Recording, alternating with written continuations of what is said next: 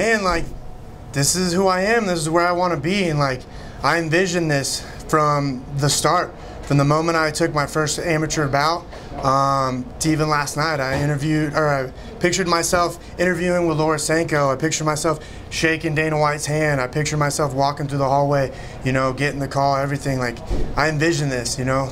The law of attraction definitely works, and, you know, it was a tough one, but it's amazing.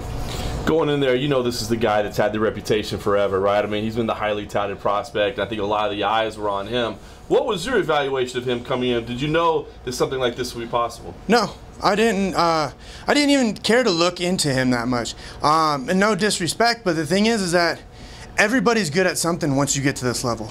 Someone's good at jiu-jitsu, someone's good at striking, someone's good at wrestling, and you just gotta work through it. You just gotta find out, like, all right, you know, he held me down on my back, but he wasn't doing any damage. I had nothing to, you know, to get up. I was trying to get up, but my weight cut messed me up. But I knew if I didn't give up, he would. And I watched it, you know, break from him after that round, after that first round. I felt it in the second round dwindling away, and just went back to what I knew best, and it worked out for me. You mentioned his strength and his wrestling as you were in there. I mean, did you feel comfortable as the fight was going on? Did you feel okay? I felt fine, because he's an athlete, and every bit of an athlete.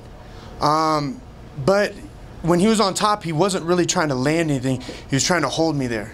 He was trying to see if he would break me, and I was not going to be broken. If you would have seen me, if I released the pictures of me cutting weight last night, you guys would definitely laugh and just be like, holy shit, I cannot believe How much did you have to lose? I lost a good amount. I was the last person in the, I was the last person in the sauna.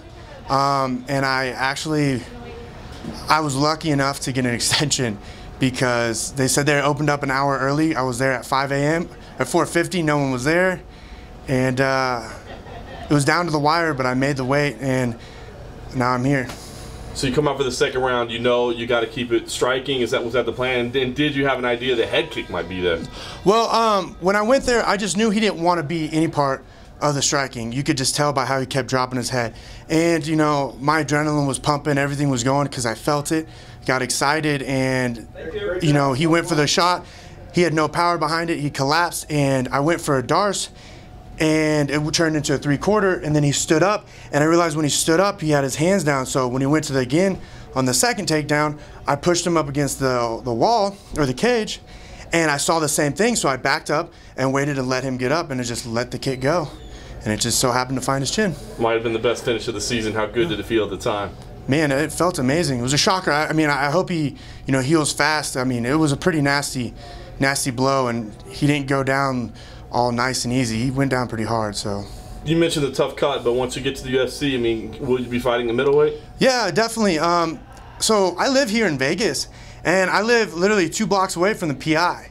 So you have full access to everything, and, you know, they help everybody out. Like, I see Uriah Hall in there all the time, and him and I are walking around the same weight, and, you know, he's making it to the, you know, 85-pound deal, and he's getting all the help. So now I'm just going to be chilling beside him, talking to him, and eating food, hanging out, and just getting love from there. So what's the plan? Do you settle in for a bit and, you know, work on yourself a little bit, or do you feel like you want to ride the, you know, the hot hand and get in the UFC as soon as possible? I'm ready for anything. This is who I am. This is where I want to be. Like, let's go. Is this not the purpose? Are we supposed to sit here and pick our fights and wait a long time to the next one? Like, who wants it?